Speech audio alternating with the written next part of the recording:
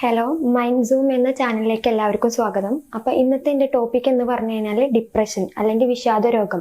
അപ്പോൾ ഡിപ്രഷനെ പറ്റി പറയുകയാണെങ്കിൽ ഇതെങ്ങനെയൊക്കെയാണ് വരുന്നത്, ഇതെങ്ങനെയെല്ലാം നിയന്ത്രിക്കാം, അതുപോലെ ഇതെങ്ങനെയെല്ലാം ചികിത്സിക്കാം എന്നുള്ളതിനെ പറ്റിയിട്ടാണ് ഞാൻ ഇന്ന് പറയുന്നത്. അപ്പോൾ ഡിപ്രഷൻ എന്ന് പറഞ്ഞു കഴിഞ്ഞാൽ ഒരു മാനസിക ആരോഗ്യ പ്രശ്നമാണ്. ഇതൊരു സാധാരണ ദുഃഖമല്ല, ഇത് ദീർഘകാലം നീണ്ടു നിൽക്കുന്ന ഒരു ദുഃഖമാണ് ഈ ഡിപ്രഷൻ.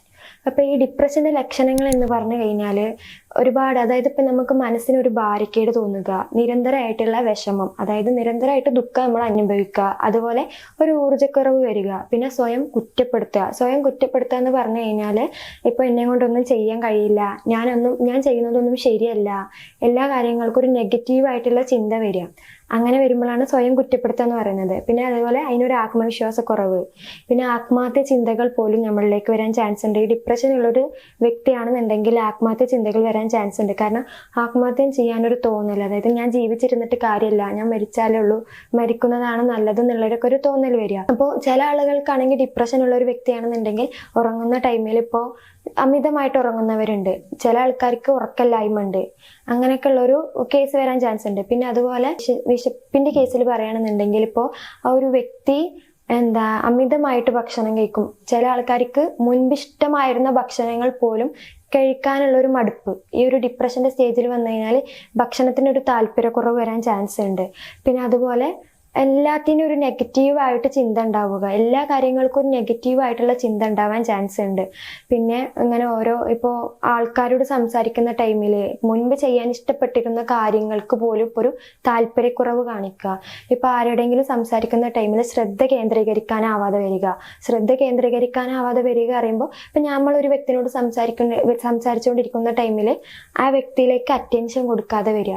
ഇതൊക്കെയാണ് അതിൻ്റെ ലക്ഷണങ്ങൾ. ഡിപ്രഷൻ്റെ കാരണങ്ങൾ എന്താണെന്ന് ചോദിച്ചാൽ ഈ ഡിപ്രഷൻ ഉള്ള ഒരു വ്യക്തിക്ക് ജീവിത സമ്മർദ്ദം മൂലം ഈ ഒരു ഡിപ്രഷൻ വരാൻ ചാൻസ് ഉണ്ട്. അതായത് നമ്മളെ റിലേറ്റീവ്സിൽ വല്ല പ്രോബ്ലംസോ, റിലേഷൻഷിപ്പിൽ വല്ല ഇഷ്യൂസോ, അതുപോലെ ജോബിൽ വല്ല ഇഷ്യൂസോ എന്തെങ്കിലും ഉണ്ടെങ്കിൽ നമുക്ക് ഡിപ്രഷൻ വരാൻ ചാൻസ് ഉണ്ട്. പിന്നെ ട്രോമാറ്റിക് ആയിട്ടുള്ള അനുഭവങ്ങൾ, അതായത് നമുക്ക് അത്രയും വേണ്ടപ്പെട്ട ഒരാൾ, അതായത് അച്ഛനായിക്കോട്ടെ, അമ്മയായിക്കോട്ടെ, എത്രയും വേണ്ടപ്പെട്ട ഒരു സുഹൃത്തായിക്കോട്ടെ, ഇനി റിലേറ്റീവ്സ് ആയിക്കോട്ടെ, ആരെങ്കിലും നമുക്ക് അത്രയും വേണ്ടപ്പെട്ട ഒരാൾ മരിച്ചു കഴിഞ്ഞാൽ പോലും നമുക്കൊരു ഡിപ്രഷൻ വരാൻ ചാൻസ് ഉണ്ട്.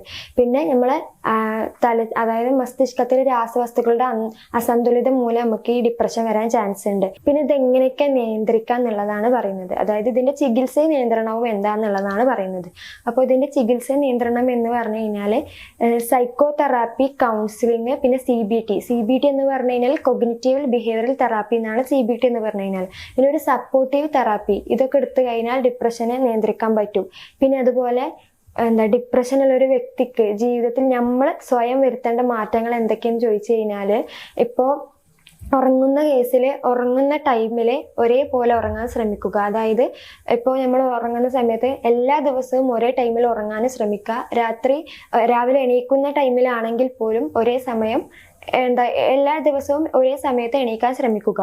പിന്നെ അതേപോലെ അമിതമായിട്ട് അതായത് വെള്ളം നല്ലോണം കുടിക്കുക, വ്യായാമം നല്ലോണം ചെയ്യുക.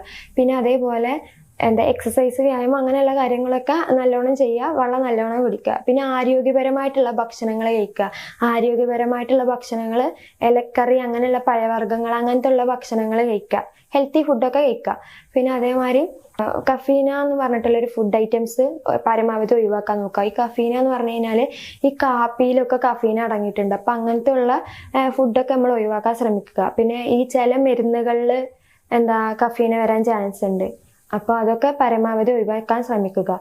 പിന്നെ അതേപോലെ പരമാവധി നമ്മൾ എത്രത്തോളം നമുക്ക് ബിസി ആവാൻ പറ്റുന്നോ അത്രത്തോളം ബിസി ആവാൻ നോക്കുക. ചെറിയ കാര്യങ്ങളിൽ പോലും നമ്മൾ ബിസി ആവാൻ ശ്രമിക്കുക.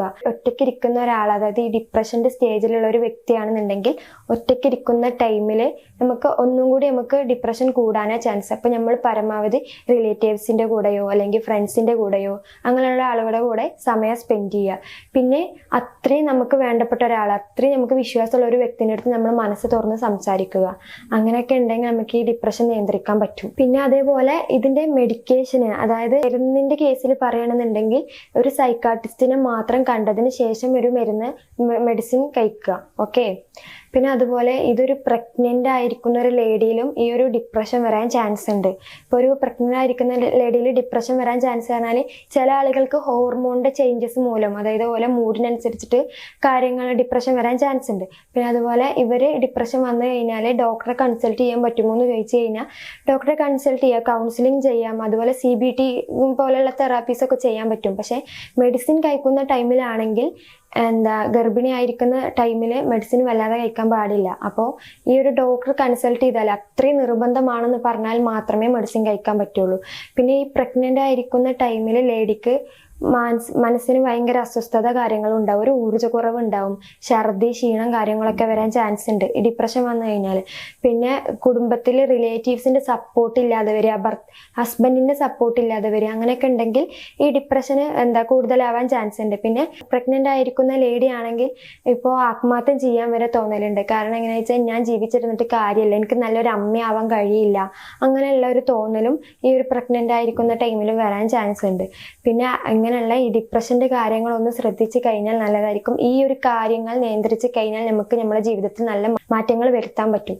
അപ്പോൾ ഈ കാര്യങ്ങളൊക്കെ ഒന്ന് ശ്രദ്ധിക്കുക. ഇത് ശ്രദ്ധിച്ചു കഴിഞ്ഞാൽ നമുക്ക് പരമാവധി ഡിപ്രഷൻ നമ്മളെ ശരീരത്തിൽ നിന്നും ഒഴിവാക്കി കളയാം. എപ്പോഴും കൂളായി ഇരിക്കുക എന്ന് പറയുമ്പോൾ മനസ്സിന് എപ്പോഴും ബ്രീത്ത് ഔട്ട് ചെയ്യുക, അതായത് എല്ലാ ദിവസവും രാവിലെ ബ്രീത്ത് ഔട്ട് ചെയ്യുക, അതായത് എന്നും ശാന്തമായിട്ട് എല്ലാവരുടെ അടുത്തും ക്ഷമയോടെ സംസാരിച്ച് പെരുമാറുക. ഈ ഡിപ്രഷനുള്ള ഒരു വ്യക്തിക്ക് ദേഷ്യം കൂടുതലായിരിക്കും. അപ്പൊ അതൊക്കെ നമ്മൾ പരമാവധി കൺട്രോൾ ചെയ്തിട്ട് എല്ലാതും ഈ ഒരു പറഞ്ഞ മാതിരി ചെയ്യുകയാണെന്നുണ്ടെങ്കിൽ ഒക്കെ ഒരുപോലെ നിയന്ത്രിക്കാൻ പറ്റും. അപ്പോൾ ഞാൻ ഇന്ന് പറഞ്ഞ ടോപ്പിക്ക് ഡിപ്രഷനെ പറ്റിയിട്ടായിരുന്നു. അപ്പോൾ ഈ ചാനൽ എല്ലാവരും ഒന്ന് സബ്സ്ക്രൈബ് ചെയ്യുക, അതുപോലെ ഒന്ന് ലൈക്ക് ചെയ്യുക. ഓക്കെ.